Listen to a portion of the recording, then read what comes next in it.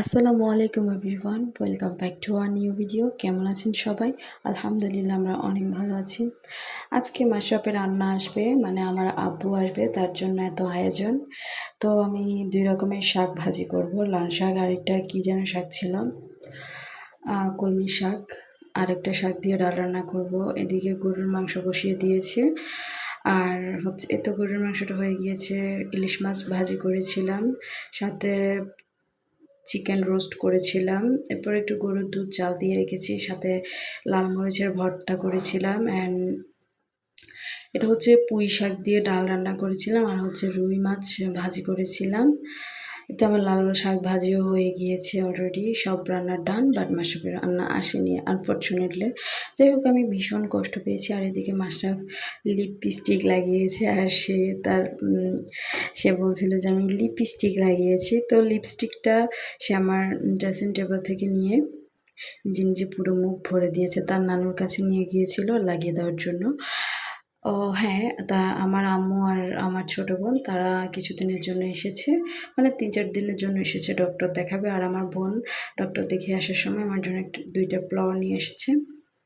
এদিকে আমরা লবণ মরিচ দিয়ে লেবু খাচ্ছিলাম, আর মাশরাফ লেবু খেয়ে তো পুরাই শেষ। আর এরপর আমরা সন্ধ্যার নাস্তা করলাম পরোটা দিয়ে গরুর মাংসের ঝোল। অ্যান্ড রাতে যেহেতু আমি আর আমার আম্মু ভাত খাই না, তো রাতে প্রায় 10টা-11টার দিকে আমরা মুড়ি দিয়ে আম খাচ্ছিলাম। আর সকালে অপূর্ব পরোটা নিয়ে আসে, আর সে বললো যে সে আম দিয়ে পরোটা খাবে। এদিকে আমি আমের মোরব্বা বানাবো, এর জন্য আমগুলোকে ছিলে নিয়েছি। এরপরে লিচু নিয়ে আসা হয়েছে। মাশরাফের নানুমণি ডক্টর দেখিয়ে আসার সময় ওর জন্য লিচু নিয়ে এসছে, আর সে লিচু খাচ্ছে আর হাসছিল। সে লিচু আম এগুলো পছন্দ করে। এরপর আমরা একটু বের হই, কিছু শপিং করব আর খাওয়া দাওয়া করব। শপিং আসলে আমার না, আমার আম্মুর আর বোনের, মানে আম্মু কিছু শপিং করবে। ঢাকায় আসলে তো সবাই একটু না একটু শপিং করেই নিয়ে যায়, যেহেতু আনকমন জিনিস পাওয়া যায়। আর এরপর আমরা বের হলাম শপিং টপিং শেষে। মাশরাফ ভীষণ ক্লান্ত হয়ে পড়লো, সে ঘুমোচ্ছে। এরপর আমরা একটা রেস্টুরেন্টে চলে যাই খাবার খাবো বলে।